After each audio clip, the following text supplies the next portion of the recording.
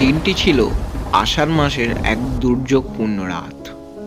ঘড়িতে তখন 10টা বাজে।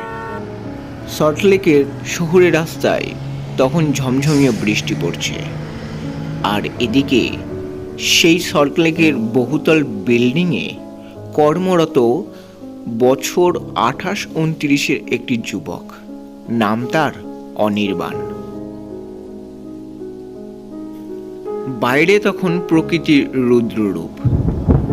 বৃষ্টির দাপটে অফিসের জানালার কাঁচ দিয়ে বয়ে চলেছে অজস্র বৃষ্টির ফোঁটা। ঠিক তখনই গোফালা একটি ভদ্রলোক এসে দাঁড়ালেন অনির্বাণের টেবিলের সামনে। কিরে অনির্বাণ, এখনো তোর কাজ শেষ হয়নি? বাইরে যে বৃষ্টি পড়ছে সেটা কি দেখেছিস? এরপর বেশি দেরি করলে আর যে বাড়ি ফিরতে পারবো না, বুঝলি, তাড়াতাড়ি কর। কথাটা শুনে অনির্বাণ বলল, দাদা, আমার যে এখনো কাজ শেষ হয়নি। এই ফর্মগুলো ভেরিফিকেশন করে কালকের মধ্যে জমা না দিতে পারলে যে খুব বিপদ হয়ে যাবে। আমার এখনো দেরি হবে, তুমি চলে যাও। ও আচ্ছা, যাই হোক, বেশি দেরি করিস না। বাইরের অবস্থা কিন্তু খুবই খারাপ। ও নিয়ে তুমি কিছু চিন্তা করো না, আমার হেলমেট, রেনকোট সবই আছে। আর তাছাড়া এই বৃষ্টির ওয়েদারে বাইক চালাতে বেশ ভালোই মজা লাগে। হ্যাঁ ঠিক আছে, কিন্তু বেশি উঠতে যেও না, আর রাস্তা কিন্তু খুব পিচ্ছিল হয়ে আছে, পড়লে কিন্তু সর্বনাশ হয়ে যাবে। হ্যাঁ হ্যাঁ, ও নিয়ে কিছু চিন্তা করো না, আমি ঠিক চলে যাব। তুমি এখন যাও, নইলে বাসটা যে মিস করবে। এই বলে ভদ্রলোকটি বেরিয়ে গেল।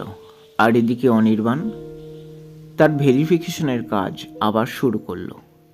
বেশ কয়েক ঘন্টা পর অনির্বাণ যখন দেখলো বাইরে আর বৃষ্টি পড়ছে না, তখন অফিসের লাইট বন্ধ করে নিচে নেবে বাইকের স্টার্ট দিয়ে চলল তার বাড়ির পথে। বাইরে তখনও মেঘ ডাকছে, বৃষ্টি হবে। চারিদিকে ব্যাঙের গোগো শব্দ আর গাছগুলোর দানবের মতো মাথা নাড়ছে। আর এদিকে দেখতে দেখতে আকাশে বজ্রবিদ্যুৎ সহ শুরু হলো মুষলধারে বৃষ্টি।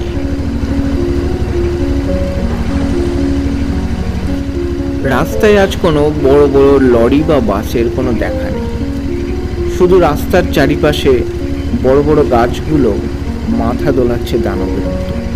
আর এদিকে শহরের সিগন্যালগুলো পেরিয়ে অনির্বাণ গ্রামের রাস্তায় প্রবেশ করল।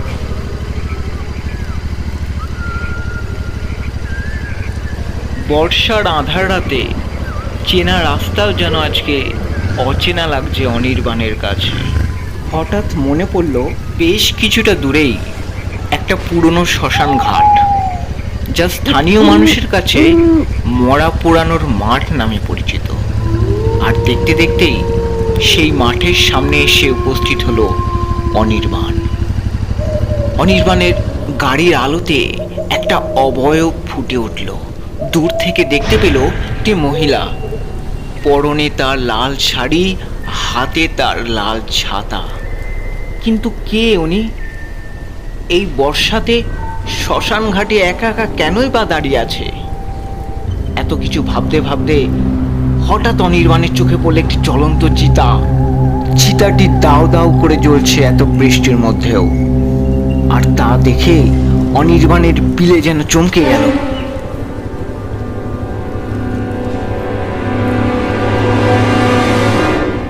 দূর থেকে মহিলাটি ফ্যাল ফ্যাল করে তাকিয়ে রয়েছে অনির্বাণের দিকে। অনির্বাণও সাহস করে এবার মোটর বাইকটিকে মহিলাটার সামনে নিয়ে গিয়ে দাঁড় করালো।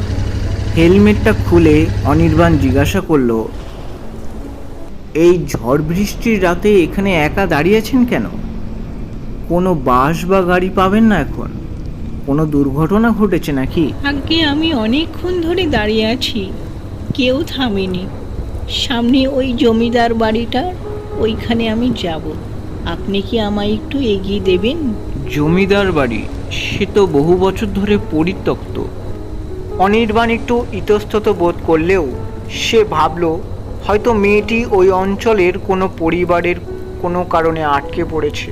তাই সে বলল, ঠিক আছে, আপনি বসুন, তবে সাবধানে বসবেন, রাস্তা ভীষণ পিছিল।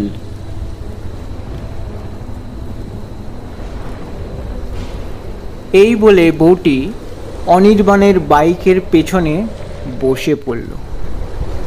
মহিলাটি বসতেই অনির্বাণের সারা শরীর যেন বৈদ্যুতিক তরঙ্গের মতো কাঁটা দিয়ে উঠল, ঠিক যেমন বরফের স্পর্শ পেলে যেমনটা হয়। অনির্বাণ অনুভব করল যে তার পিছনে বসে থাকা মহিলাটির গা বরফের মতো ঠান্ডা। সে নিজেকে বোঝালো, হয়তো মেয়েটি অনেকক্ষণ বৃষ্টিতে ভিজেছে, তাই তার শরীর এতটা ঠান্ডা। বাইক আবারও চলতে শুরু করলো। চারিদিকটা কেমন যেন নির্ঝুম হয়ে গেল। অনির্বাণ এই অস্বস্তিকর নির্ঝুম নীরবতা কাটাতে কথা বলার চেষ্টা করল। আচ্ছা, আপনার নামটা কি জানতে পারি?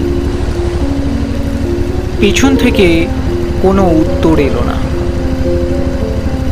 কিছুক্ষণ পর আবার অনির্বাণ জিজ্ঞাসা করল, এত রাতে জমিদার বাড়ির দিকে যাচ্ছেন যে?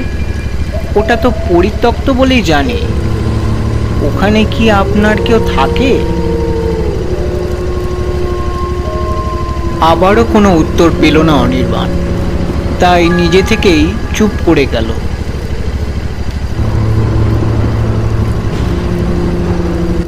বেশ কিছুটা দূর যাওয়ার পর হঠাৎ অনির্বাণের পেছনের সিটটা কেমন হালকা অনুভব করতে লাগলো, যেন কোনো সময়তেই সে পেছনে কাউকে বসায়নি, অথচ সেই হিম শীতল ঠান্ডা বাতাসটা এখনো অনির্বাণের সারা শরীরকে যেন কাঁপিয়ে তুলেছে।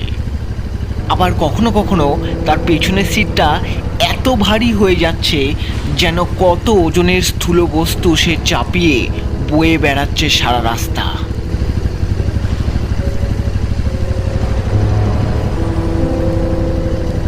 বেশ কিছুটা দূর যাওয়ার পর গ্রামের যে ল্যাম্পপোস্ট, সেই ল্যাম্পপোস্টের আলোর নিচে দাঁড়িয়ে পড়ল অনির্বাণ।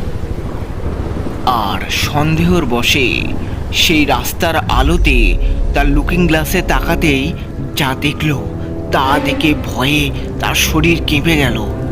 দেখল তার লুকিং গ্লাসে তার অবয়ব তো দৃশ্যমান, কিন্তু পেছনের মহিলাটি, তার কোনো অবয়ব দেখা যাচ্ছে না। তাহলে কি সেই মহিলাটি কোনো মানুষ নয়, অশরীরী? ভয়ে কাঁপতে লাগলো অনির্বাণ। সে ভাবলো আজ সে মানুষকে নয়, অশরীরীকে তার বাইকে তুলেছে। তাই দ্রুত গতিতে সে তার গন্তব্যস্থলে পৌঁছাতে গাড়ির এক্সিলারেটরটা চাপ দিল। ছুটতে ছুটতে অনির্বাণ তার গাড়িটিকে পরিত্যক্ত জমিদার বাড়ির সামনে নিয়ে গিয়ে দাঁড় করালো। তারপর অনির্বাণ ভয়ে ভয়ে পেছনের সিটের দিকে তাকালো। তাকাতেই দেখলো সত্যি তো সেই মহিলা নেই। তারপর সামনে তাকাতেই যা ঘটনা ঘটলো তা দেখে অনির্বাণের পিলে চমকে গেল। দেখলো সামনে একটা মহিলা, তার পা দুটো শূন্যে ভাসছে, আর সারা শরীরটা যখন আস্তে আস্তে দৃশ্যমান হলো তখন দেখলো সারা শরীর যেন অগ্নিদগ্ধ, আর চোখগুলো লাল রক্ত জবার মতো টকটক করে ফুটছে। অনির্বাণ ভয়ে চিৎকার করতে চাইল, কিন্তু তার গলা দিয়ে যেন কোনো আওয়াজ বেরোলো না। ঠিক তখনই সেই মুখহীন অবয়বের ভেতর থেকে একটা ফিসফিস অথচ অদ্ভুত গমগমে আওয়াজ বাতাসে ভেসে এলো। সেই আওয়াজটা যেন চারপাশে বৃষ্টির শব্দকে ছাপিয়ে অনির্বাণের কানের পর্দায় আঘাত করতে লাগলো।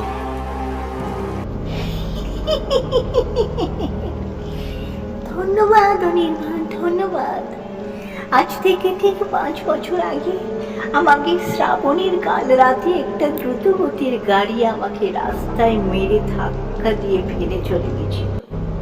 আমার শরীরটা ছটফট করছিল, আমি হাত তুলেছিলাম অনেকের কাছে, কিন্তু আমাকে কেউ লিফট দেয়নি, সবাই ফিরিয়ে চলে গেছিল।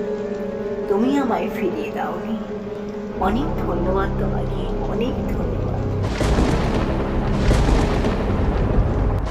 কথা শেষ হওয়ার সাথেই প্রকৃতির বুকে এক কান ফাটানো বজ্রপাত হলো। মনে হলো যেন আকাশটাই ভেঙে পড়ল জমিদার বাড়ির মাথায়। এই দেখে অনির্বাণ তার গাড়ির এক্সেলেটরটা পুরো ঘুরিয়ে প্রাণপণে ছুট লাগালো তার বাড়ির দিকে। আর সেটাই কাল হলো। কিছুটা দূর গিয়ে একটা গাছের সাথে ধাক্কা মারলো অনির্বাণ।